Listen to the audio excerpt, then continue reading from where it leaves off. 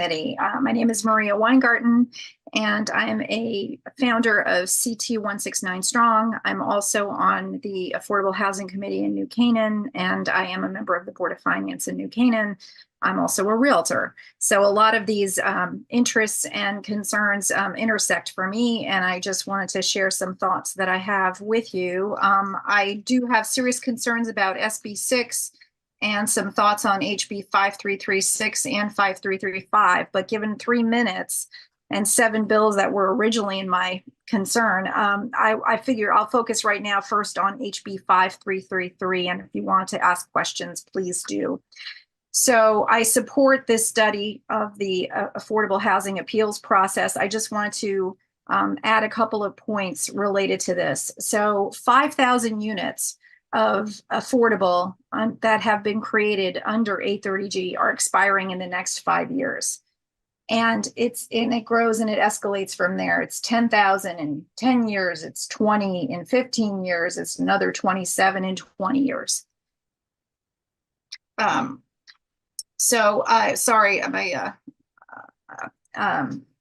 So the concern I have, I'm sorry, can you all see me? Something just happened with my screen. Sorry. Okay. So what we need to do is come up with a way to maintain our units. I see that there was a bill in there that tried to re-up the units after 40 years to try to renegotiate them. The city of Stamford does a 99-year affordability. It might be worth studying something like that if you're considering looking at these things. Also, it was mentioned already that New Canaan has done projects that are 100% affordable. Those are forever affordable. And they also help us to reach moratoriums. In theory. So I think that that's a really good opportunity. It might be worth studying that as a method to really create affordable, because we cannot just focus on doing these set aside units, and especially because they expire after 40 years, we're just creating a hamster wheel and a compounded problem in the years going forward. And regarding the moratoriums, I just wanted to put out a couple of points. Only 11 towns in Connecticut have ever achieved a moratorium. Of those, 6 of them were for some reason turned down, and then took another 6 months to a year to file again. So I think, it just, to me, maybe highlights that it would be better if there was more collaboration in the process, so that when towns are trying to file, that they can work together to make sure that they're ready to go, and that they don't have to go through this process where they're denied and then delayed and then again having to refile. And then the last point I'll make regarding using those excess units that were the holdover units, if you want to call them, those extra units that were not applied to a moratorium, when you consider the cost and how expensive it is to build affordable, and that these are costs that are being undertaken by these towns, and you have land and you know that land is scarce, you should really be building optimally on your land, because you want to make sure your time has expired. Can you please summarize? You want to be cost effective. So the best thing to do is to build to the land, not just to a moratorium. And if you do that, you will build more units faster than in the way that it was currently interpreted that turned down New Canaan. But I do have more to say about this if anybody wants to ask me some questions. Thank you. Any questions from the committee? Representative Scott. Thank you, Maria, for coming to testify. We did have a conversation earlier with Representative O'Day. I know he represents New Canaan. You mentioned you're on New Canaan Affordable Housing Committee. I might have wrote that down wrong. But what I'm going to ask a very similar situation to what I'm just curious about the moratorium piece of what the issues you guys are going through. Do you believe it's being part of this process? Do you think it's a process-driven issue, or do you believe that there are substantial issues within that process? Like my issue, I guess my question is it the language that's causing a problem, or is it just the actualization in the process of following that language? Well, I think here the interpretation of the language was changed, because when we received our first moratorium, it was a congratulatory letter that said, congratulations, you've received your moratorium. You have X number of units left that you can use toward a subsequent moratorium. And then Brookfield received their moratorium and then ours was denied. So within a couple months later, because there was a change in interpretation. So, that's just the fact pattern I have. I can't make any assumptions on why or how, but that's what that's what has occurred and what the fact patterns are. So I think, in any way, I think however you can incentivize towns, however we can work collaboratively to create more opportunity would be the best solution for all towns. And I think the more we have these opportunities to have good outcomes and for towns to get moratoriums, the more you'll have building of more affordable. And I know I've been to some housing discussions where I've met people who know people who are now living in Canaan Parish and are absolutely thrilled and are so happy with it.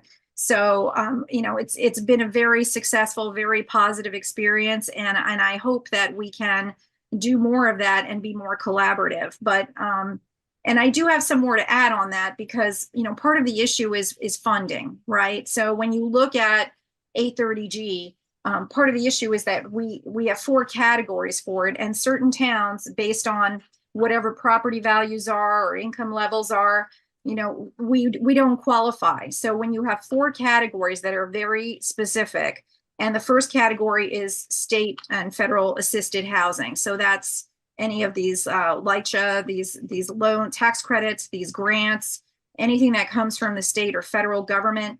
And so when some towns get those, some cities get the 9% ones that would pay for 70% of a project, and other towns don't get them. That makes a big difference on why a town may have units or not have units. The second category is tenants, rental assistance, so vouchers. When you look at the vouchers, voucher allocations are going to mostly the largest cities in Connecticut. So when you look at Hartford, it has 8,991 vouchers. New Haven has 7,632. New Canaan has 33.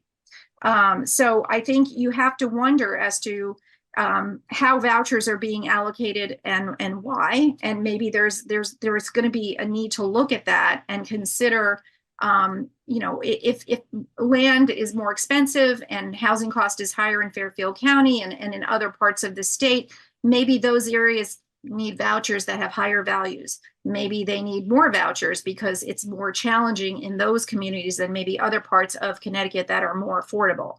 So I think we need to have a more comprehensive look at how vouchers are allocated and also the portability of these vouchers, and maybe consider making these vouchers centralized through a state housing authority so that there's one wait list so that everybody is on that one list, and then vouchers can go to the individual from the state and they can be portable and they can move wherever they like.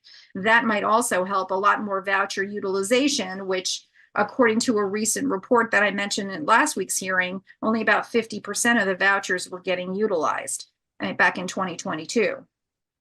Category 3, going back to that, is CHAFA loans and USDA.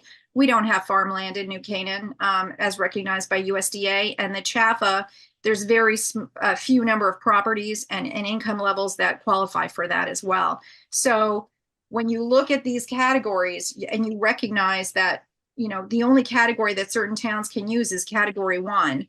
And if they're not getting assistance from the state or federal, it's very expensive to build and create.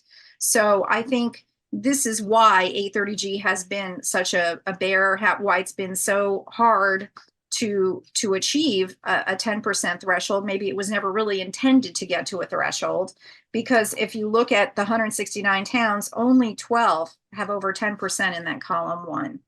And the rest of them all have vouchers or any of these other categories. And again, as I said, those are all out of the hands of communities. So I can't control necessarily if the state will give us a grant to develop. And I can't control if the state will give us vouchers. So, and I can't control if a person is going to be of a certain income level that will do CHAFA. Your answer. So these are the challenges with how 830G currently works. So the last thing is Massachusetts has 40B, And 40B has a height limit, which is something that Ryan Fazio had mentioned. And that I see that there were some bills here that were penalizing if a town should decide under an 830G to go to litigation. Well, there's less litigation under 40B, mainly because they require that the development be in line within what's already in the area.